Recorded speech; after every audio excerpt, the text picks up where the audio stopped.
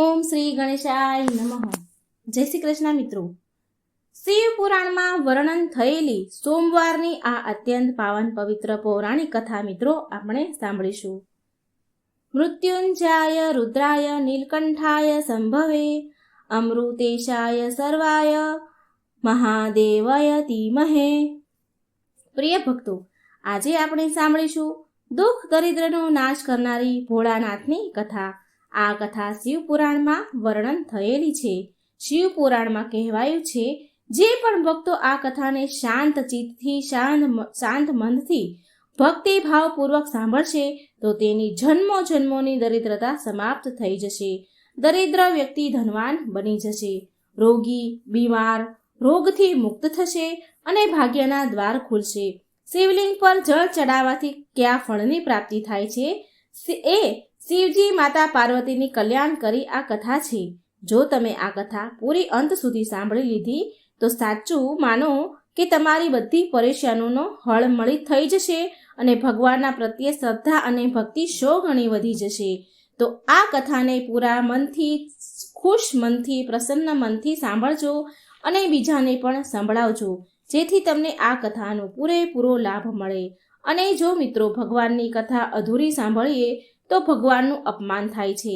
સાથે આ વિડીયોને મિત્રો લાઈક પણ જરૂર કરી દેજો અને ઓમ નમઃ શિવાયનો એકવાર જયકાર જરૂર લગાવજો. શિવ પુરાણ અનુસાર એક ગામમાં એક ગરીબ બ્રાહ્મણ તેની પત્ની અને તેના પુત્ર સાથે રહેતો હતો. તેના પુત્રનું નામ હતું સોમદત્ત. તે બ્રાહ્મણ બહુ ગરીબ હતો. ગરીબ વૃદ્ધ બ્રાહ્મણ નિત્ય શિવજીને જળ ચડાવતો હતો અને તેની પત્ની બ્રાહ્મણીને આ બધું બિલકુલ પસંદ ન હતું. આમ તો બ્રાહ્મણી પહેલા તો બહુ સેવા પૂજા પાઠ કરતી હતી, વ્રત ઉપવાસ બધું જ કરતી હતી, પણ આટલું બધું કરવા છતાં પણ તેની ગરીબી, તેની દરિદ્રતા દૂર ન થઈ. જ્યારે બ્રાહ્મણ જવાન હતા તો ક્યાંક કથાઓ સંભળાવી, કથાઓ કરી, પૂજા પાઠ કરી દક્ષિણા લાવતા અને એ જ દક્ષિણામાંથી તેનું ઘર, તેનું ગુજરાન ચાલતું હતું. છતાં પણ બ્રાહ્મણીને એક આશા હતી. એક આશા સાથે પૂજા પાઠ કરે કે ક્યારેક ને ક્યારેક તો મારા ઘરની ગરીબી દૂર થશે ને. પરંતુ ગરીબી તો દૂર થઈ જ નહીં. હવે તો બ્રાહ્મણ વૃદ્ધ થઈ ગયા. તેની અંદર એટલી શક્તિ ન હતી કે તે ક્યાંક કથા કહેવા જાય, પૂજા પાઠ કરવા જાય. હવે તો તે બીમાર રહેવા લાગ્યા. વૃદ્ધ થયા એટલે શક્તિ ન હોય. ઘરમાં તો કમાવા વાળું કોઈ હતું નહીં. બ્રાહ્મણનો દીકરો સોમદત્ત ગુરુકુળમાં ભણતો હતો. હવે તો બ્રાહ્મણીના ઘરમાં ખાવાના ફાફા પડી ગયા તો તેને બહુ ક્રોધ આવતો. પૂજા પાઠ કરવાનું એણે એટલે છોડી દીધું અને બ્રાહ્મણને પણ પૂજા પાઠ કરવાનું ના કહેતી હતી અને એવું કહે કે ભોળાનાથ અને અન્ય દેવી દેવતાઓની પૂજા કરતા કરતા વૃદ્ધ અવસ્થા આવી ગઈ, ગઢપણ આવી ગયું, પણ ભગવાનને આપણી ગરીબી દૂર ન કરી. હવે તો ઉપરથી એક અન્નના દાણા માટે તરસી ગયા છીએ. ખાવાના તો ફાફા પડી રહ્યા છે. અરે, મારી જ મતિ મરી ગઈ હતી કે મેં દિવસ રાત ઉપવાસ કર્યા, જપ તપમાં મારું શરીર સૂકવી નાખ્યું. હવે શું આપશે તમારો શિવ, જે તમે શિવલિંગ પર જળ ચડાવી રહ્યા છો? આવી રીતે બ્રાહ્મણની પત્ની બ્રાહ્મણને કહે. પ્રિય ભક્તો, બ્રાહ્મણીની વાત સાંભળીને બ્રાહ્મણ કંઈ કહે નહીં, કંઈ બોલે નહીં. તેને તો તેના આરાધ્ય ભોળાનાથ પર પૂરેપૂરો વિશ્વાસ હતો. હવે તો બ્રાહ્મણનો પુત્ર સોમદત્ત તેને પૂરી શિક્ષા કરીને ગુરુકુળથી પાછો તેના ઘરે આવી ગયો અને તેની માતા પિતા સાથે તેની સેવા કરવા લાગ્યો. એક દિવસની વાત છે. સોમદત્ત શિવજીના મંદિરમાં પૂજા પાઠ કરી રહ્યા હતા તો શિવ મંદિરમાં શિવ ભક્તોને શિવ કથા સંભળાવી રહ્યા હતા. સોમદત્ત શિવ કથા કહેતા એવું કહે છે કે જે ભક્ત ભગવાનની કથા સાંભળે છે તેના મનમાં જે કંઈ ઈચ્છા હોય છે તે ભોળાનાથ તેની મનોકામના જરૂર ને જરૂર પૂરી કરે છે. પ્રિય ભક્તો, સોમદત્તની આ બધી જ વાતો મંદિરમાં પૂજા કરવા આવેલા તે રાજ્યના રાજા સાંભળી રહ્યા હતા. એણે આવી વાત સાંભળી અને એણે આ વાત બહુ સારી લાગી. તેને સોમદત્તની આ વાત બહુ ગમી ગઈ. તેણે સોમદત્તને તેની પુત્રી રાજકુમારીને કથા સંભળાવવા માટે નોકરી પર રાખી લીધો સોમદત્તને. હવે સોમદત્ત રોજ રાજાની છોકરીને કથા સંભળાવવા મહેલ જતો હતો અને ત્યાં દક્ષિણામાં જે પણ મળે એનાથી તેના ઘરનું પાલન પોષણ થતું હતું. એનો પોષણ કરવા લાગ્યો. આમ છતાં પણ પેલી એની માતા બ્રાહ્મણી ખુશ ન હતી. તે એવું કહે કે મને મારા દીકરાના ભવિષ્યની ચિંતા છે. આપણું જીવન તો જેમ તેમ કરીને કપાઈ ગયું, પણ મારા પુત્રનું જીવન હજી બાકી છે. આપણા મર્યા પછી તેનું શું થશે? આવી રીતે એના પતિ બ્રાહ્મણને વાત કરે છે કે આપણી ભક્તિ પૂજા પાઠનું ફળ લાગે છે, ક્યારેય નહીં મળે. શું ભોળાનાથને મારું દુઃખ દેખાતું નહીં હોય? મારો પુત્ર રાજાના ઘરેથી જે પણ લઈને આવે છે, માનો એમાંથી આપણા ઘરનું ગુજરાન તો ચાલી જાય છે, એનાથી આપણા પરિવારનું પેટ તો ભરાઈ જાય છે, પણ બીજી આવશ્યકતા કેવી રીતે પૂરી થશે? ઈશ્વરે તેની આંખો કેમ બંધ કરીને રાખી છે? શું મારા પુત્રને પણ આપણી જેમ જ ગરીબીમાં જીવવું પડશે? પ્રિય ભક્તો, બ્રાહ્મણ અને બ્રાહ્મણીની આ કરુણ પોકાર જ્યારે માતા પાર્વતીએ સાંભળી તો તેણે શિવજીને કહ્યું કે હે દેવ, હે મહેશ્વર, તમે તો સર્વજ્ઞ છો. તમે કેમ આ બંનેની પરીક્ષા લઈ રહ્યા છો? બ્રાહ્મણ તમારો પરમ ભક્ત છે. હવે તમે એના દુઃખનો નાશ કરો પ્રભુ, નહીં તો કોઈ પણ બ્રાહ્મણ તમારી પૂજા પાઠ કરવાનું બંધ કરી દેશે. ક્યાંક એના મનમાં તમારા પ્રત્યેનો શ્રદ્ધા વિશ્વાસ સમાપ્ત ન થઈ જાય. ભોળાનાથ બોલ્યા, દેવી તમે ચિંતા ન કરો. મેં તેના ભાગ્ય ઉદયનો બીજ તો પહેલેથી જ રોપી દીધો છે. હવે આપણે બેવને સાથે લક્ષ્મીજી અને વિષ્ણુજીને લઈને બ્રાહ્મણના ઘરે જવાનો સમય આવ્યો છે. મારી કૃપાની સાથે એ બ્રાહ્મણ દંપતી વિષ્ણુજી અને લક્ષ્મીજીની કૃપાના પણ પાત્ર છે. બંને પતિ પત્નીએ આપણા બંનેની પૂજા એક સાથે કરી છે. હે દેવી, પૃથ્વી પર જઈને આપણે શિવ લીલા કરવાની છે. ચાલો તૈયાર થઈ જાઓ.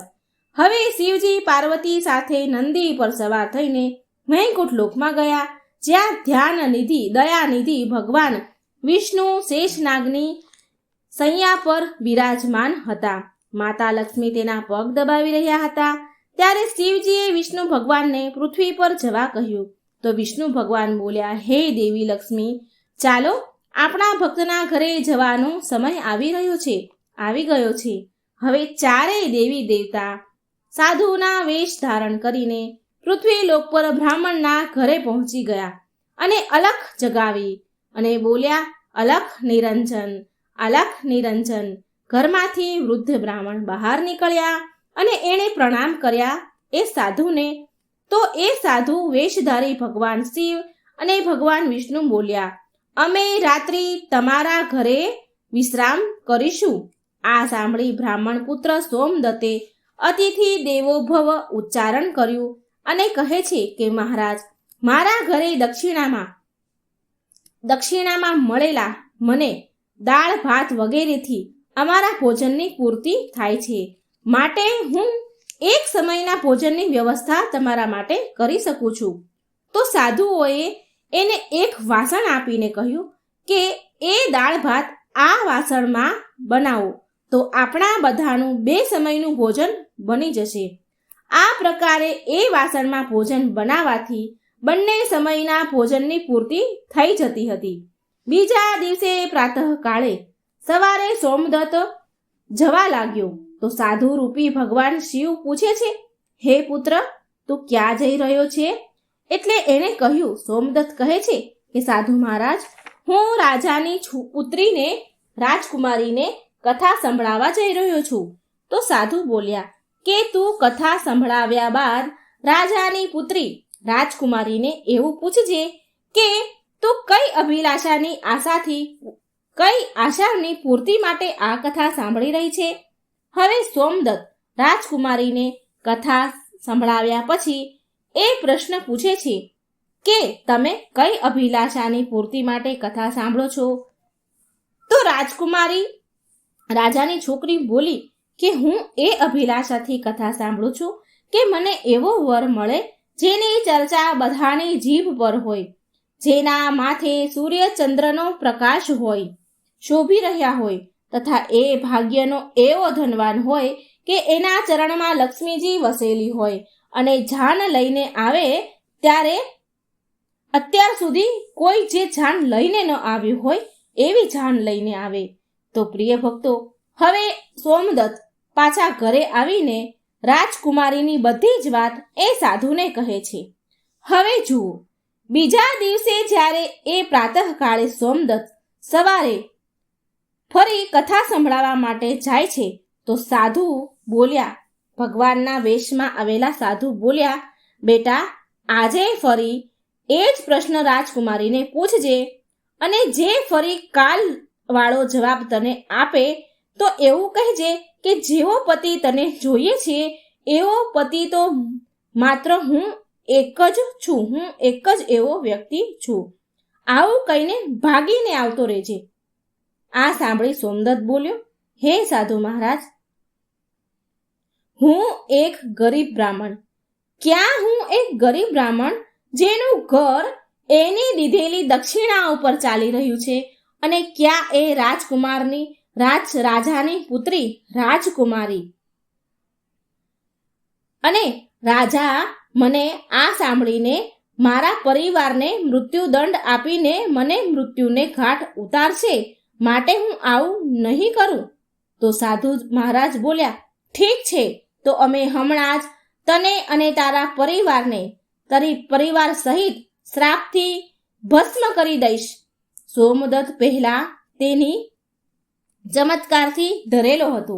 પેલું પાત્ર આપ્યું હતું એમાં પૂરા પરિવારનું ભોજન થઈ જતું હતું. તો આ એક ચમત્કાર હતો. તો એ પહેલેથી જ આ ચમત્કારથી ધરેલો હતો. તો તેણે વિચાર્યું કે જો રાજા તો પછી મૃત્યુદંડ આપશે, પણ હું જો એ સાધુ કહે છે એવું નહીં કરું તો આ હમણાં જ અમને શ્રાપથી ભસ્મ કરી દેશે. માટે સાધુને આશ્વાસન આપીને સોમદત્ત કથા સંભળાવવા માટે ચાલ્યો ગયો. સોમદત્તે ત્યાં રાજકુમારીને કથા સંભળાવી અને કથા પૂરી થયા પછી સોમદત્ત બોલ્યા કે હે રાજકુમારી, કાલે તમે જે મને કહ્યું હતું કે એ અનુસાર જેવો વર તમને જોઈએ છે એવો વર તો માત્ર હું જ છું. આવું કહીને સોમદત્ત ત્યાંથી ભાગી આવ્યો, દોડીને તેના ઘરે ભાગી આવ્યો. રાજાની પુત્રીનો તો એકદમ આઘાત પહોંચી ગયો. તેણે દાસી દ્વારા તેના પિતાને બોલાવ્યા અને બધી જ વાત કહી. રાજાએ આશ્વાસન આપ્યું રાજકુમારીને અને કહ્યું કે એ ઉદંડ બ્રાહ્મણને તેની સજા મળશે. રાજાએ તેના મંત્રી સાથે ચર્ચા વિચારણા કર્યા તો એક વરિષ્ઠ મંત્રી બોલ્યા, સોમદત્તે તો અપરાધ તો ફાંસી દેવા લાયક કર્યો છે, પરંતુ એ એક બ્રાહ્મણ છે, તેને ફાંસી આપવાથી એક બ્રાહ્મણ હત્યાનું પાપ લાગશે. કંઈક એવું કરો કે તેને દંડ પણ મળે અને બ્રહ્મ હત્યાનું પાપ પણ ન લાગે. પ્રિય ભક્તો, ઘણો વિચાર વિમર્શ કર્યા પછી એ નક્કી થયું કે લગ્નનું નિમંત્રણ પત્ર અમુક શરતો સાથે સોમદત્ત બ્રાહ્મણના ઘરે મોકલવામાં આવે. રાજાએ શરતો વાળું નિમંત્રણ પત્ર લખાવીને તેના નોકરના હાથે સોમદત્તને ત્યાં મોકલાવ્યું. આ બાજુ સોમદત્તે ઘરે પહોંચીને સાધુઓને બધી વાત કરી. સાધુઓને કહ્યું કે તમારા કહ્યા અનુસાર રાજકુમારીને મેં કહ્યું તો રાજકુમારી બહુ ક્રોધે ભરાણી. હવે જલ્દી ફાંસીનો સંદેશ પહોંચતો જશે ઘરે. થોડી વારમાં જ નોકર નિમંત્રણ પત્ર લઈને ઘરે પહોંચી ગયો. સાધુઓએ નોકરને સન્માન સહિત બેસાડીને સોમદત્તને નિમંત્રણ પત્ર વાંચવા કહ્યું. તો તે પત્ર આ પ્રકારે હતો. સોમદત્તે પત્ર વાંચ્યો કે હે બ્રાહ્મણ પુત્ર, અમને તારા લગ્નનો પ્રસ્તાવ મંજૂર છે, પરંતુ સાથે સાથે અમારી અમુક શરતો પણ છે. અમારી બધી જ શરતો પૂરી કર્યા પછી અમે અમારી કન્યાના વિવાહ તમારી સાથે કરી દઈશું. જો શરત પૂરી નહીં થાય તો તને તારા પરિવાર સહિત ફાંસી આપવામાં આવશે. અને શરતો આ મુજબ છે. પહેલી શરત એ છે કે જાનમાં આવેલા જે બધા જાનૈયા છે, જાનૈયા માટે જાનના ઘર એટલે કે જાનૈયાના ઉતારા તથા બનાવેલા તંબુ જાનૈયાથી ભરેલા હોવા જોઈએ. જાનૈયા માટેના બધા ઉતારાઓ, બધા ઘર અને બધા બનાવેલા તંબુઓ ખાલી ન હોવા જોઈએ, બધા જ ભરેલા હોવા જોઈએ, એક પણ તંબુ ખાલી ન રહેવો જોઈએ. અને અમારી બીજી શરત એ છે કે જાનવાળા માટે, આર્થિક સત્કાર માટે બધી જ ખાદ્ય સામગ્રી, જમવાની સામગ્રીનો ઉપયોગ થઈ જવો જોઈએ, કંઈ પણ વધવું ન જોઈએ. અને અમારી ત્રીજી શરત એવી છે કે એવી અદ્ભુત જાન આવવી જોઈએ કે જેની પ્રશંસા બધા વ્યક્તિના જીભ પર હોય. હવે જાન આવવા બાદ જો કોઈ પણ શરત અધૂરી હશે તો જાનમાં આવનારા બધા જ લોકોને ફાંસી આપવામાં આવશે. પત્ર વાંચીને તો સોમદત્તનો પરસેવો છૂટી ગયો, ડરીને ધ્રુજવા લાગ્યો. સાધુઓ બોલ્યા, તું ડર નહીં પુત્ર, નોકરને ભોજન ખવડાવી પત્રનો ઉત્તર આપીને વિદાય આપો અને પત્રમાં લખો કે તમે વિવાહની તૈયારી કરો અને આ દિવસે અમે જાન લઈને આવીએ છીએ. નોકરને ભોજનમાં દાળ ભાત પીરસવામાં આવ્યા અને નોકરની થાળીમાં ચમત્કારથી 36 પ્રકારના ભોજન બની ગયા. વિદાય કરતા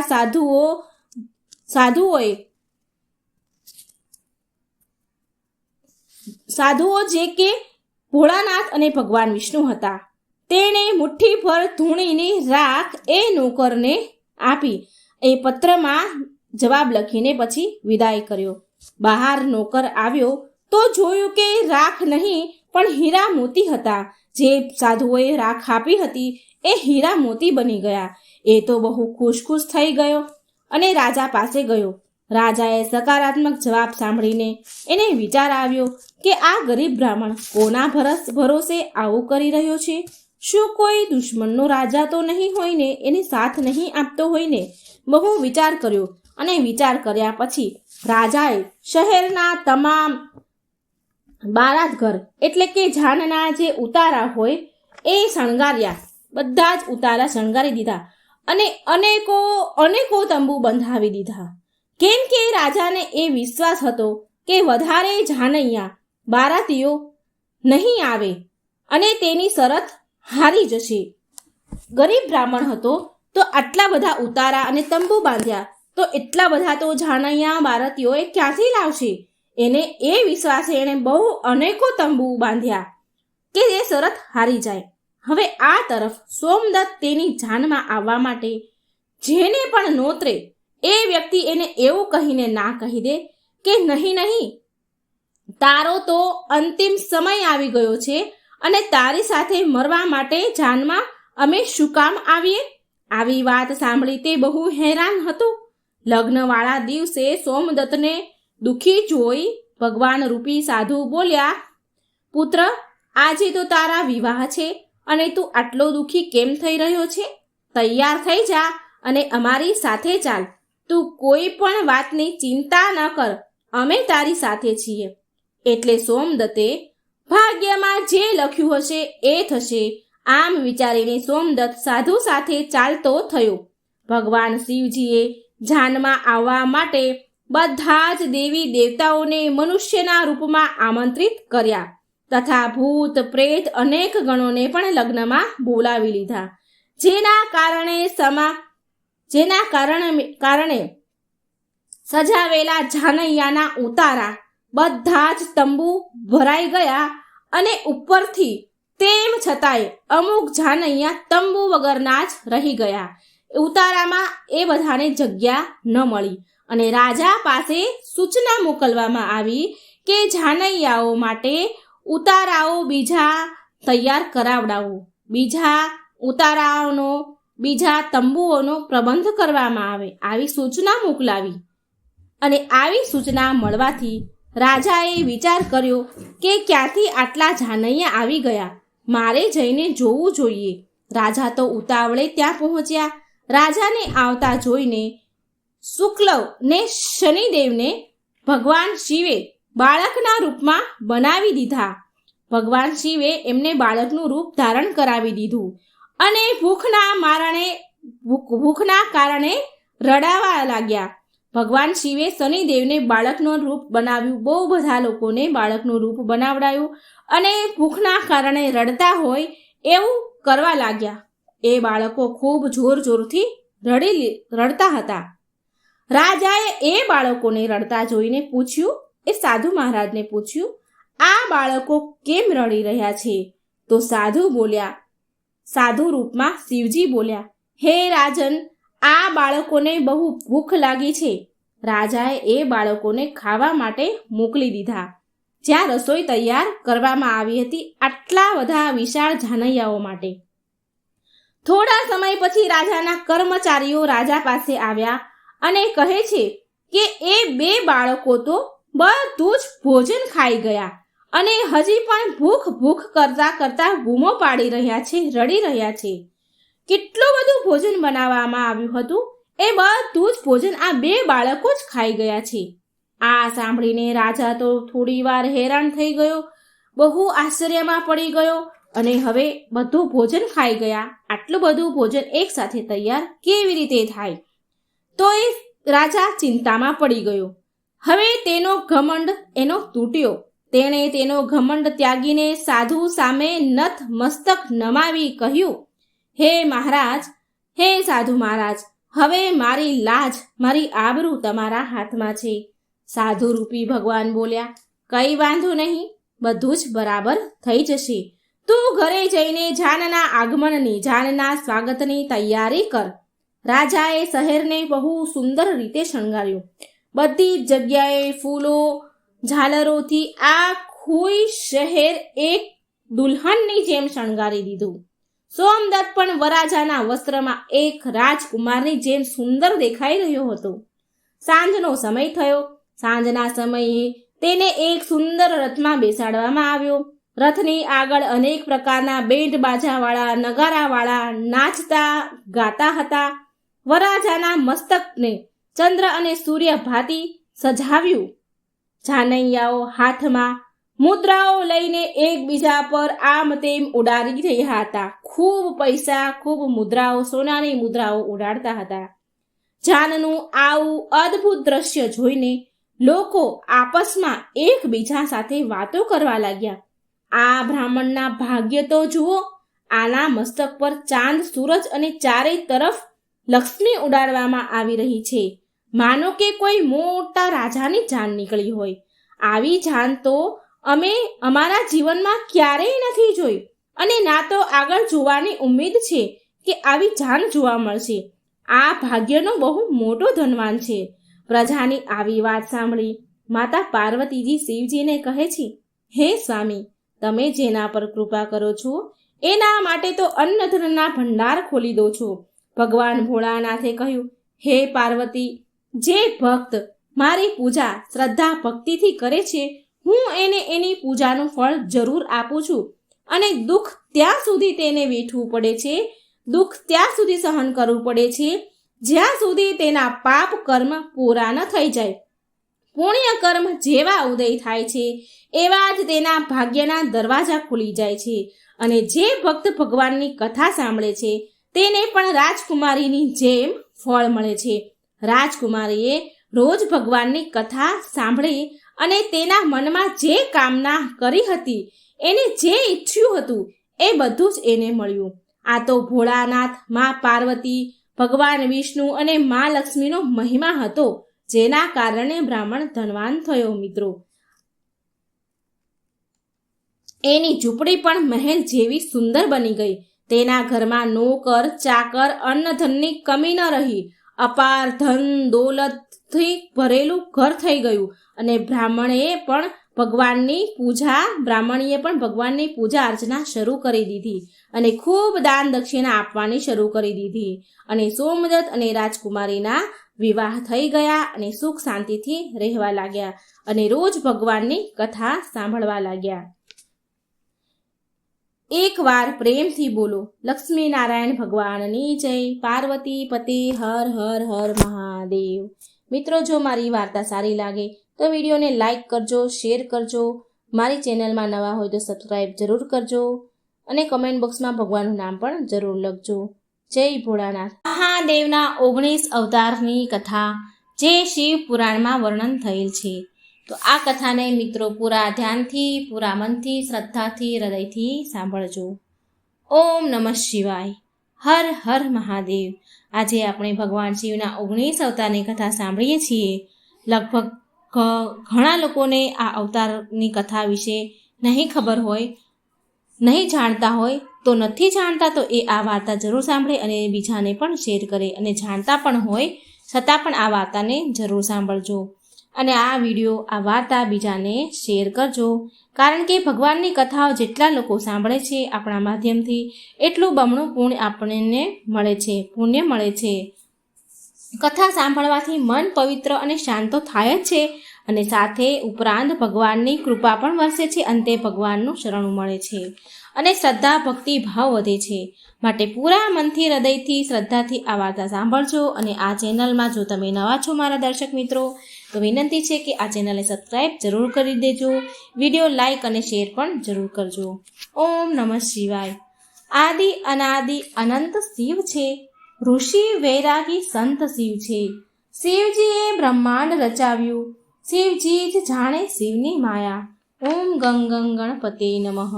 ભગવાન શિવ સદાય તેમના ભક્તોની રક્ષા કરનાર છે, જીવન મરણના ચક્રમાંથી મુક્તિ પ્રદાન કરનાર છે. જે ચિતાની ભસ્મથી સ્નાન કરે છે, તરત જ ભક્તિનું ફળ આપનાર ભગવાન શિવ છે.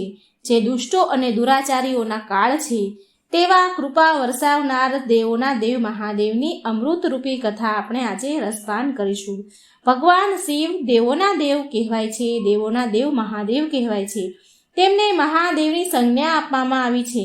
હંમેશા ભગવાન શિવે સૃષ્ટિનું કલ્યાણ જ કર્યું છે. ધર્મશાસ્ત્રોમાં ભગવાન શિવના 19 અવતારના ઉલ્લેખ મળી આવે છે. શાસ્ત્રમાં અલગ અલગ અવતારોના જુદા જુદા ઉદ્દેશ આપવામાં આવ્યા છે. ચાલો જાણીએ અવતારની કથા. બોલો હર હર મહાદેવ. પહેલો અવતાર શરભ અવતાર. ભગવાન શિવનો પહેલો અવતાર છે શરભ અવતાર.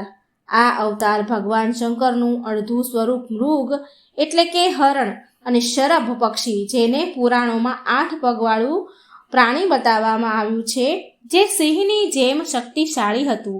આ રૂપમાં એમનું વર્ણન થયું છે. ભગવાન શિવે આ રૂપ ધારણ કર્યું છે. આ અવતારમાં ભગવાન શિવજીએ શ્રી હરિ વિષ્ણુ ભગવાનનો અવતાર નરસિંહ અવતારના ક્રોધને શાંત કરવા માટે લીધો હતો. લિંગ પુરાણમાં શિવજીના શરભ અવતારની કથા છે, જેના અનુસાર હિરણ્યકશ્યપનો વધ કરવા માટે ભગવાન વિષ્ણુએ નરસિંહ અવતાર લીધો હતો. અને એમના વધ કર્યા બાદ પણ જ્યારે ભગવાન નરસિંહનો ક્રોધ શાંત ન થયો, તો દેવતાઓ શિવજી પાસે પહોંચ્યા અને પછી ભગવાન શિવજીએ શરભ અવતાર લીધો હતો અને આ રૂપમાં ભગવાન નરસિંહ પાસે પહોંચ્યા હતા તથા એમની સ્તુતિ કરી. પણ ભગવાન નરસિંહનો ક્રોધ છતાં પણ શાંત ન થયો.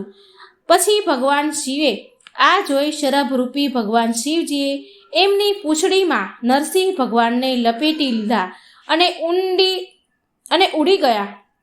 ભગવાનને નરસિંહ અવતાર ભગવાનને પૂંછડીમાં લપેટ્યા બરાબર અને પછી ઉડવા લાગ્યા. ત્યારે જઈને ભગવાન નરસિંહનો ક્રોધ અગ્નિ શાંત થઈ હતી. નંબર 2, બીજો અવતાર પીપલાદ અવતાર. માનવ જીવનમાં ભગવાન શિવના પીપલાદ અવતારનું ઘણું મહત્વ છે. શનિ પીડાનું નિવારણ પીપલાદ દેવથી જ સંભવ થયું હતું.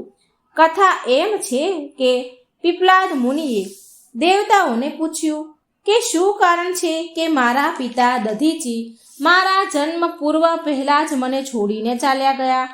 તો દેવતાઓએ કહ્યું કે શનિ ગ્રહની દ્રષ્ટિના કારણે આવો કોઈ યોગ સર્જાયો હતો, યોગ બન્યો હતો, એટલે તમારા પિતાનું મૃત્યુ થયું. પીપલાદ મુનિ આ સાંભળીને બહુ ક્રોધે થયા અને એમણે શનિને નક્ષત્ર મંડળમાંથી નીચે પાડવાનો શ્રાપ આપ્યો અને શ્રાપના પ્રભાવથી શનિ એ જ સમયે આકાશમાંથી નીચે પડવા લાગ્યા.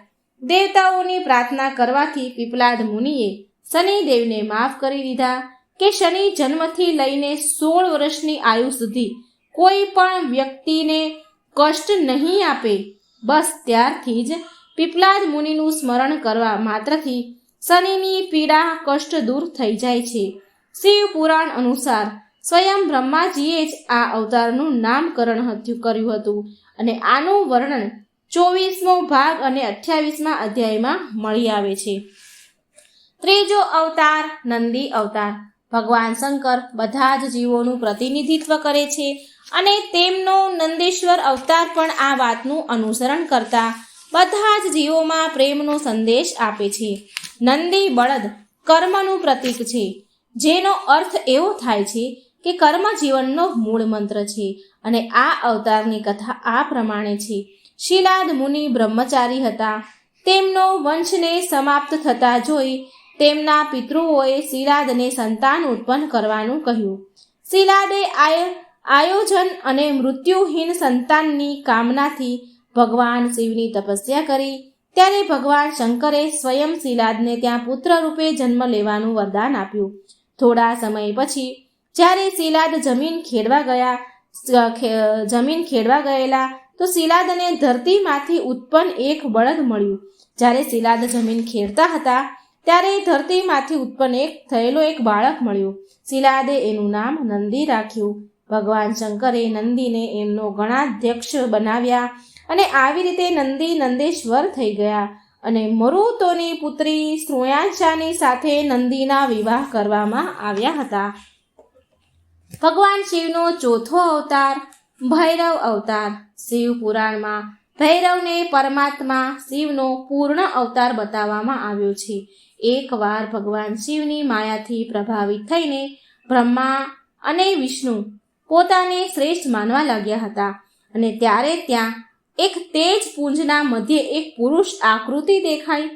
એ તેજ પુંજ જોઈ બ્રહ્માજી બોલ્યા કે ચંદ્રશેખર, તું મારો પુત્ર છે, માટે તું મારા ચરણોમાં આવી જા. બ્રહ્માજીની આવી અહંકારી વાત સાંભળીને શિવજીને ક્રોધ આવી ગયો અને એમણે પુરુષ આકૃતિને કહ્યું.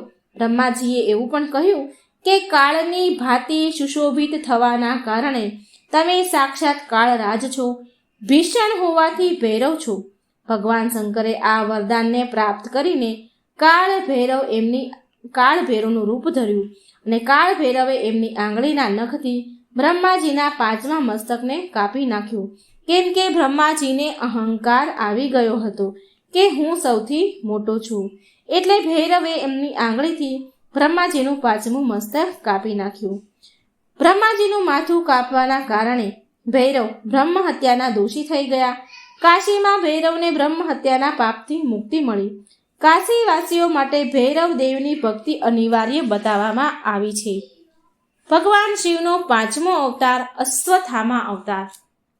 મહાભારત અનુસાર પાંડવોના ગુરુ દ્રોણાચાર્યના પુત્ર અશ્વત્થામા કાળ, ક્રોધ, યમ અને ભગવાન શંકરના અંશ અવતાર છે. આચાર્ય દ્રોણે ભગવાન શિવને એમના પુત્ર રૂપમાં પામવા માટે ઘોર તપસ્યા કરી હતી અને ભગવાન શિવજીને એમને વરદાન આપ્યું હતું શિવજીએ કે એ એમના પુત્ર રૂપે અવતરિત થશે. સમય આવવા પર શિવજીએ એમના અંશરૂપી દ્રોણાચાર્યના પુત્ર અશ્વત્થામાના રૂપમાં અવતાર લીધો. એવી માન્યતા છે કે અશ્વત્થામા અમર છે અને એ આજે પણ ધરતી પર નિવાસ કરે છે. આના પર એક શ્લોક પણ પ્રચલિત છે જે આ પ્રમાણે છે, જે શ્લોકનું મેં ગુજરાતીમાં અનુવાદ કર્યું છે. અશ્વત્થામા રાજા બલિ, વ્યાસજી, હનુમાનજી, વિભીષણ, કૃપાચાર્ય, પરશુરામ અને ઋષિ માર્કંડે આ 8 અમર છે. શિવ પુરાણ, શિવ મહાપુરાણ સહિત રુદ્ર સંહિતા અનુસાર 37 અનુસાર અશ્વત્થામા આજે પણ જીવતા છે અને એ ગંગાના કિનારે નિવાસ કરે છે, પરંતુ એમનો નિવાસ ક્યાં છે એ કોઈને ખબર નથી. 6થો અવતાર વીરભદ્ર અવતાર. ભગવાન શિવના વિવાહ બ્રહ્માજીની પુત્રી સતી સાથે થયા હતા. બ્રહ્માજીના પુત્ર દક્ષની પુત્રી સતી સાથે થયા હતા. એકવાર દક્ષે એક વિશાળ યજ્ઞનું આયોજન કર્યું, પરંતુ એમણે ભગવાન શિવ અને સતીને આમંત્રણ ન આપ્યું. ભગવાન શિવના કહેવા છતાં પણ સતી યજ્ઞમાં આવ્યા. ભગવાન શિવે ઘણી ના કહી યજ્ઞમાં જવાની, પણ માતા સતી માન્યા નહીં અને યજ્ઞમાં આવ્યા એમના પિતાના ઘરે. અને જ્યારે તેમણે તેમના પતિ શિવજીનું ઘોર અપમાન થતાં જોયું તો યોગ અગ્નિ દ્વારા માતા સતીએ તેમના દેહનો ત્યાગ કર્યો. અને જ્યારે આ વાતની ખબર ભગવાન શિવને પડી તો એમણે એમના માથામાંથી એક જટા ઉખાડીને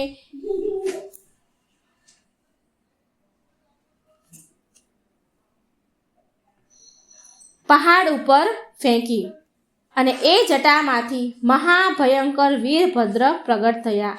ત્યાર પછી વીરભદ્ર અવતારે દક્ષના યજ્ઞનો વિધ્વંસ કર્યો અને દક્ષનું માથું કાપીને તેમણે મૃત્યુદંડ આપ્યો. પછી દેવતાઓના અનુરોધ કરવાથી ભગવાન શિવે દક્ષના ધડ પર એક બકરાનું મોઢું લગાવ્યું અને દક્ષ રાજાને ફરી જીવતા કર્યા. 7મો અવતાર ગૃહપતિ અવતાર. ભગવાન શિવનો 7મો અવતાર છે ગૃહપતિ. આની કથા તો આ પ્રમાણે છે કે નર્મદાના તટ પર ધર્મપુર નામનું એક નગર હતું. ત્યાં વિશ્વાના નામના એક મુનિ રહેતા હતા તથા તેમની પત્ની સુચેષ્મતી રહેતી હતી. સુચેષ્મતી બહુ સમય સુધી નિસંતાન હોવાથી તેમણે એક દિવસ તેમના પતિ સાથે શિવ સમાન એક પુત્ર પ્રાપ્ત થાય તેવી ઈચ્છા વ્યક્ત કરી. પુત્રની અભિલાષા પૂરી કરવા માટે તે વિશ્વસનાર કાશી આવી ગયા અને અહીં તેમણે ભગવાન શિવના ઘોર તપ દ્વારા ભગવાન શિવની વીરેશલિંગની આરાધના કરી. એક દિવસ મુનિએ વીરેશલિંગની મધ્ય એમણે એક બાળક દેખાયું. મુનિએ બાળ રૂપધારી શિવની પૂજા કરી અને તેમની પૂજાથી પ્રસન્ન થઈને ભગવાન શંકરે સુચિષ્મતીના ગર્ભથી અવતાર લેવાનું વરદાન આપ્યું. કાળાંતરમાં સુચિષ્મતી ગર્ભવતી થઈ અને ભગવાન શંકર સુચિષ્મતીના ગર્ભથી પ્રગટ થયા. કહેવાય છે કે પિતામહ બ્રહ્માજીએ એ બાળકનું નામ ગૃહપતિ રાખ્યું હતું. ભગવાન શિવનો 8મો અવતાર દુર્વાસા અવતાર. ઋષિ દુર્વાસા મુનિ અવતાર. ભગવાન શિવના પ્રમુખ અવતારોમાં એક દુર્વાસા મુનિ અવતાર પણ છે. ધર્મગ્રંથો અનુસાર સતી અનસૂયાના પતિ મહર્ષિ અત્રિએ બ્રહ્માજીના નિર્દેશ અનુસાર પત્ની સહિત વૃક્ષકુળ પર્વત પર પુત્ર કામના માટે ઘોર તપસ્યા કરી. તેમના તપથી પ્રસન્ન થઈને બ્રહ્મા, વિષ્ણુ અને મહેશ ત્રણેય તેમના આશ્રમે આવ્યા હતા અને કહ્યું હતું કે અમારા અંશથી તમને 3 પુત્ર થશે, જે ત્રિલોકમાં વિખ્યાત અને માતા પિતાનો યશ વધારનારા હશે. સમય આવવા પર બ્રહ્માજીના અંશથી ચંદ્રમા, વિષ્ણુ ભગવાનના અંશથી દત્તાત્રેય અને રુદ્ર ભગવાનના અંશથી દુર્વાસા મુનિએ જન્મ લીધો. શાસ્ત્રોમાં એમનો ઉલ્લેખ એવો છે કે શ્રીમદ ભાગવત ભાગ 4 ખંડ 1 અને અધ્યાય 15મો એટલે કે અત્રિની પત્ની અનસૂયાથી દત્તાત્રેય, દુર્વાસા અને ચંદ્રમાના નામથી પરમ યશસ્વી પુત્ર થયા. આ ક્રમશ ભગવાન વિષ્ણુ, શંકર અને બ્રહ્માજીના અંશ ઉત્પન્ન થયા છે. નંબર 9મો અવતાર હનુમાન અવતાર. ભગવાન શિવનો હનુમાન અવતાર બધા અવતારોમાં શ્રેષ્ઠ માનવામાં આવ્યો છે. આ અવતારમાં ભગવાન શિવજીએ એક વાનરનું રૂપ ધારણ કર્યું હતું.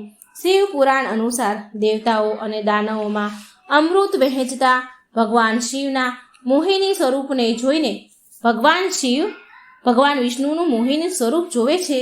તો એ મોહિની સ્વરૂપ જોઈ લીલાવશ શિવજીએ કામવશ થઈ ગયા એટલે એમનું તેજ પડી ગયું. સપ્ત ઋષિઓએ શિવજીના એ તેજને અમુક પાનમાં સંગ્રહ કરી લીધું અને સમય આવવા પર સપ્ત ઋષિઓએ ભગવાન શિવનું એ તેજ વનરાજ કેસરીની પત્ની અંજનીના કાનના માધ્યમથી ગર્ભમાં સ્થાપિત કરી દીધું અને એનાથી અત્યંત તેજસ્વી અને પરાક્રમી હનુમાનજીનો જન્મ ઉત્પન્ન થયા. હનુમાનજીને ભગવાન વિષ્ણુના અવતાર શ્રી રામના સેવક માનવામાં આવ્યા છે. વાલ્મીકી રામાયણના એક પ્રસંગમાં શ્રી રામ ભગવાને એમ પણ કહ્યું છે કે જો હનુમાન ન હોત તો એ સીતાજીને રાવણની કેદથી મુક્ત ન કરાવી શક્યા હોત. હનુમાનજી અમર છે. તેમને અમરતાનું વરદાન માતા સીતાએ આપ્યું હતું. 10મો અવતાર વૃષભ અવતાર. ભગવાન શિવનો 10મો અવતાર છે વૃષભ અવતાર. ધર્મગ્રંથ અનુસાર આ અવતાર ભગવાન વિષ્ણુના પુત્રોનો સંહાર કરવા માટે થયો હતો. જ્યારે ભગવાન વિષ્ણુ દૈત્યોનો સંહાર કરવા પાતાળ લોક ગયા હતા તો ભગવાનને સુંદર અપ્સરાઓ તેના દેખાઈ પાતાળ લોકમાં. તો ભગવાન વિષ્ણુએ એમની સાથે રમણ કરી બહુ બધા પુત્રો ઉત્પન્ન કર્યા. ત્યાર પછી ભગવાન વિષ્ણુના એ પુત્રોએ પાતાળથી પૃથ્વી સુધી ઉત્પત્તિ મચાવી દીધી બહુ ઉત્પાત મચાવી દીધો. તેમનાથી ગભરાઈ બ્રહ્માજી ઋષિમુનિઓને લઈને મહાદેવ પાસે આવ્યા અને રક્ષા માટે પ્રાર્થના કરવા લાગ્યા. ત્યારે ભગવાન શંકરે વૃષભ રૂપ ધારણ કરીને ભગવાનના પુત્રોનો સંહાર કર્યો. 11મો અવતાર યતિ અવતાર. કથા અનુસાર ભગવાન શંકરે યતિનાથ અવતાર લઈને યતિના મહત્વનું પ્રતિપાદન કર્યું છે. શિવજીએ આ યતિનાથ અવતારમાં ભીલ દંપતીની પરીક્ષા લીધી હતી, જેના કારણે ભીલ દંપતીએ એમના કારણે પ્રાણ ખોઈ દીધા હતા. ધર્મ ગ્રંથોના અનુસાર અર્બુદાચલ પર્વતની નજીક શિવ ભક્ત આહુ અને આહુકા ભીલ દંપતી રહેતા હતા. એકવાર ભગવાન શિવ યતિનાથ રૂપમાં વેશમાં એમના ઘરે ગયા અને એમણે ભીલ પતિ પત્નીના ઘરે રાત વિતાવવાની ઈચ્છા પ્રગટ કરી. એટલે આહુક અને આહુકા એ બંને પતિ પત્નીએ ગ્રહસ્થ જીવનની મર્યાદાનું પાલન કરતા એમને રોકવાનું એમણે હા કહી. આહુક અને આહુકાએ એમના પતિને આહુકને ગ્રહસ્થની મર્યાદાની સ્મરણ કરાવતા સ્વયંને ધનુષ બાણ લઈને બહાર રાત વિતાવવાની અને ઘરમાં યતિનાથને અતિથિને વિશ્રામ કરવાનો પ્રસ્તાવ મૂક્યો. આવી રીતે આહુક ધનુષ બાણ લઈને બહાર ચાલ્યા ગયા. પ્રાતઃકાળ સવાર પડી તો યતિ અને આહુકાએ જોયું. યતિનાથ ભગવાન રૂપ હતું એમણે અને આહુકાએ જોયું કે વન્ય પ્રાણીઓએ આહુને મારી નાખ્યો છે. આવું થવાથી યતિનાથ બહુ દુઃખી થયા. ત્યારે આહુકાને એમને શાંત કરવા માટે આહુકાએ ભગવાનને યતિનાથને શાંત કરવા માટે કહ્યું કે તમે શોક ન કરો. અતિથિ સેવામાં પ્રાણ વિસર્જન કરવા એ ધર્મ છે અને એનું પાલન કરતા અમે ધન્ય થઈ ગયા છીએ. જ્યારે આહુકા એની પતિની ચિતા ઉપર અગ્નિમાં બેસીને બળવા લાગી તો શિવજીએ એને દર્શન આપી એને આગલા જન્મમાં ફરી તેના પતિને મળવાનું વરદાન આપ્યું. 12મો અવતાર કૃષ્ણ દર્શન અવતાર. ભગવાન શિવે આ અવતારમાં યજ્ઞ વગેરે કાર્યોનું મહત્વ બતાવ્યું છે. આ અવતાર પૂર્ણ ધર્મનું પ્રતીક છે. ધર્મ ગ્રંથો અનુસાર ઇક્ષ્વાકુ વંશીય શ્રાદ્ધ દેવની 9મી પેઢીના રાજા નભગનો જન્મ થયો. વિદ્યા ગ્રહણ કરવા માટે નભગ ગુરુકુળ ગયા. જ્યારે નભગ બહુ દિવસો સુધી પાછા ન આવ્યા તો એમના ભાઈઓએ રાજ્યોનું વિભાજન આપસમાં એકબીજાએ કરી લીધું. જ્યારે નભગને આ વાતની જાણ થઈ તો તે તેમના પિતા પાસે ગયા તો તેમના પિતાએ નભગને કહ્યું કે એ યજ્ઞપરાયણ બ્રાહ્મણોના મોહના દૂર કરીને એમના યજ્ઞને સંપન્ન કરી એમના ધનને પ્રાપ્ત કરી લે. ત્યારે નભગે યજ્ઞભૂમિ પર પહોંચીને વૈશ્વદેવના શુભ શબ્દ ઉચ્ચારણ દ્વારા યજ્ઞ સંપન્ન કરાવ્યો.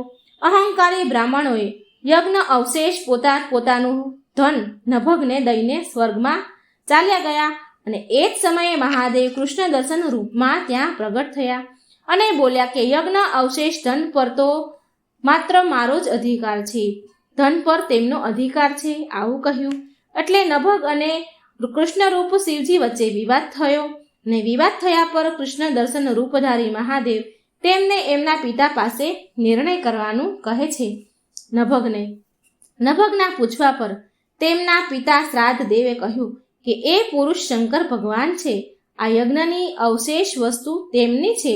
પિતાની વાતને માનીને નભગે શિવજીની સ્તુતિ કરી. ભગવાન શિવે આ અવતારમાં યજ્ઞ વગેરે ધાર્મિક કાર્યો વિશે જણાવ્યું હતું. 13મો અવતાર અવધૂત અવતાર. શિવજીનો અવધૂત અવતાર. ભગવાન શંકર અવધૂત અવતાર લઈને ઇન્દ્રના અહંકારને ચૂર કર્યો હતો. ધર્મગ્રંથ અનુસાર એક સમયે બૃહસ્પતિ અને દેવતાઓ સાથે મળીને કૈલાસ પર્વત પર મહાદેવના દર્શન કરવા માટે પહોંચ્યા હતા. ઇન્દ્રની પરીક્ષા લેવા માટે શિવજીએ અવધૂત રૂપ ધારણ કર્યું હતું અને એમના માર્ગને રોકી લીધો. ઇન્દ્રએ આ પુરુષ સાથે અવજ્ઞાપૂર્વક વારંવાર તેમનો પરિચય પૂછ્યો. અવધૂત રૂપધારી ભગવાનને વારંવાર પરિચય પૂછે છે તો એ અવધૂત રૂપ ભગવાન મૌન રહે છે તો ઇન્દ્ર ક્રોધે ભરાય અને જેઓ અવધૂત પર પ્રહાર કરવા માટે વજ્ર છોડવા જઈ રહ્યા હોય છે તો એવો જ એમનો હાથ જડ થઈ ગયો. આ જોઈ બૃહસ્પતિએ શિવજીને ઓળખી લીધા અને ભગવાન શિવના અવધૂત રૂપની સ્તુતિ કરી, જેનાથી પ્રસન્ન થઈને મહાદેવે ઇન્દ્રદેવને ક્ષમા કરી દીધા. ભગવાન શિવનો 14મો અવતાર ભિક્ષુવર્ય અવતાર. ભગવાન શંકર દેવોના દેવ, આ સંસારમાં જન્મ લેનાર બધા જ પ્રાણીના રક્ષક પણ છે. ભગવાન શિવનો ભિક્ષુવર્ય અવતાર એ સંદેશ આપે છે કે ધર્મગ્રંથ અનુસાર વિદર્ભ નરેશ સત્યરથને શત્રુઓએ મારી નાખ્યો. તેમની ગર્ભવતી પત્નીથી શત્રુઓથી સંતાઈને તેના પ્રાણ બચાવ્યા અને સમય આવવા પર એ તો એક પુત્રને જન્મ આપ્યો. અને રાણી જ્યારે જન્મ આપવા માટે સરોવર ગઈ તો એક મગરમચ્છે એ રાણીનો આહાર બનાવી લીધો. રાણીને ખાઈ ગયો. તે જન્મ આપેલું બાળક એકલું રહી ગયું. ત્યારે એ બાળક ભૂખ તરસથી તડપી રહ્યું હતું. તડપવા લાગ્યું તો શિવજીએ એ સમયે શિવજીની પ્રેરણાથી એક ભિખારણ ત્યાં આવી ગઈ.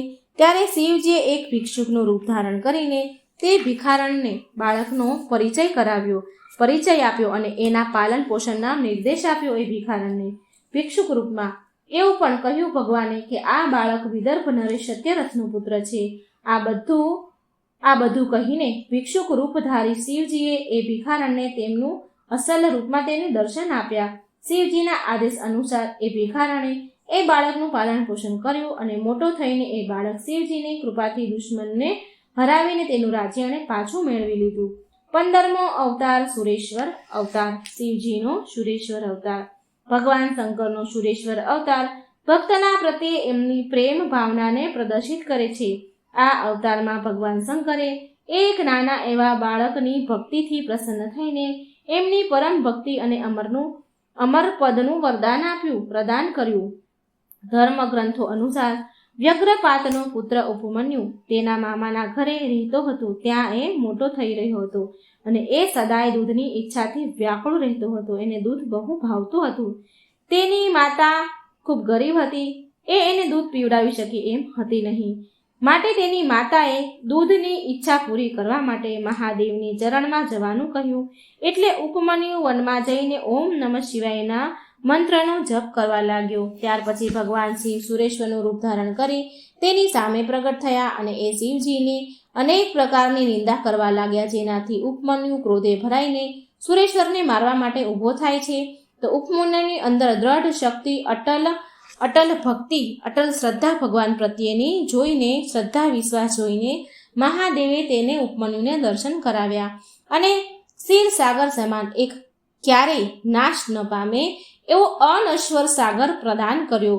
ઉપમન્યુને તેની પ્રાર્થનાથી પરમ કૃપાળુ શિવજીએ પરમ ભક્તિનું પદ આપ્યું. 16મો અવતાર કિરાત અવતાર. મહાભારત અનુસાર વનવાસ સમયે દરમિયાન જ્યારે અર્જુન ભગવાન શંકરને પ્રસન્ન કરવા માટે તપસ્યા કરી રહ્યા હતા ત્યારે દુર્યોધન દ્વારા મોકલેલા હુર નામનો એક દૈત્ય અર્જુનને મારવા માટે એક શુકર એટલે કે ભૂંડ જેને આપણે કહીએ છીએ એવું શુકરનું રૂપ ધારણ કરી પહોંચ્યો. શુકરને જોઈ અર્જુને તેના પર બાણથી પ્રહાર કર્યો અને એક સમયે ભગવાન શંકરે કિરાત સ્વરૂપમાં પણ બાણ ચલાવ્યું. શિવજીની માયાના કારણે ભગવાનને અર્જુનને ઓળખી ન શક્યો. અર્જુન ભગવાનને કિરાત સ્વરૂપમાં ન ઓળખી શક્યો અને શુકરનો વધ એના બાણથી થયો છે એવું ભગવાનને કહેવા લાગ્યો અર્જુન. આમ બંનેની અંદર વિવાદ થયો. ત્યાર પછી અર્જુને કિરાત વેશધારી મહાદેવ સાથે યુદ્ધ કર્યું. અર્જુનની વીરતા જોઈને ભગવાન શિવ બહુ પ્રસન્ન થયા અને તેના વાસ્તવિક રૂપમાં એમને દર્શન આપ્યા. અર્જુનને કૌરવ ઉપર વિજય મેળવવાનો આશીર્વાદ આપ્યો. 17મો અવતાર બ્રહ્મચારી અવતાર. દક્ષના યજ્ઞમાં પ્રાણ ત્યાગ્યા પછી સતીએ હિમાલયના ઘરે પુત્રીના રૂપે પાર્વતીના રૂપે જન્મ લીધો હતો. શિવજીને પત્નીના રૂપમાં પ્રાપ્ત કરવા માટે પાર્વતીજીએ ઘોર તપસ્યા કરી. માતા પાર્વતીની પરીક્ષા લેવા માટે મહાદેવ બ્રહ્મચારીનો વેશ ધારણ કરી તેની પાસે આવ્યા. પાર્વતીજીએ બ્રહ્મચારી જોઈને તેમની વિધિવત પૂજા કરી. જ્યારે શિવરૂપ બ્રહ્મચારીએ પાર્વતીજીને તેના તપનો ઉદ્દેશ પૂછે છે તો માતા પાર્વતીએ શિવજી સાથે લગ્ન કરી તેમને પતિ રૂપમાં પામવાની વાત કહી. ત્યારે આ જાણીને બ્રહ્મચારી શિવરૂપ બ્રહ્મચારી ભગવાન શિવજીની નિંદા કરવા લાગ્યા અને તેને શમશાનવાસી કપાલી આવું કહેવા લાગ્યા. આ સાંભળીને માતા પાર્વતીને બહુ ક્રોધ આવી ગયો અને મા પાર્વતીની ભક્તિ અને પ્રેમને જોઈને મહાદેવે એમનું વાસ્તવિક રૂપ ધારણ કરી દર્શન આપ્યા. આ જોઈ માતા પાર્વતી ખૂબ ખુશ થયા, પ્રસન્ન થયા. ભગવાન શિવનો 18મો અવતાર સુનટ નર્તક અવતાર. માતા પાર્વતીના પિતા હિમાલય પાસે તેમની પુત્રીનો હાથ માંગવા માટે એકવાર શિવજીએ સુનટ નર્તક વેશ ધારણ કર્યો હતો. હાથમાં ડમરું લઈને શિવજી નટના રૂપમાં હિમાલય પર પહોંચ્યા હતા અને નૃત્ય કરવા લાગ્યા હતા. નટરાજ શિવજીએ એટલું સુંદર અને મનમોહક નૃત્ય કર્યું કે બધા જ એમનાથી ખુશ થયા, પ્રસન્ન થઈ ગયા.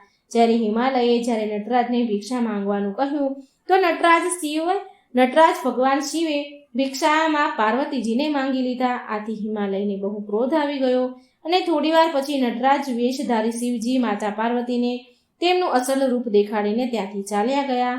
અને તેમના ગયા પછી ત્યાર પછી મેના દેવી અને હિમાલયને સાચી વાતની ખબર પડી કે નટરાજ એ શિવજી જ હતા. તેમણે મા પાર્વતીને મહાદેવને આપવાનો પછી નિર્ણય કરી લીધો. 19મો અવતાર યક્ષ અવતાર. યક્ષ અવતાર મહાદેવે દેવતાઓને અનુચિત મિથ્યા અભિમાન દૂર કરવા માટે ધારણ કર્યો હતો.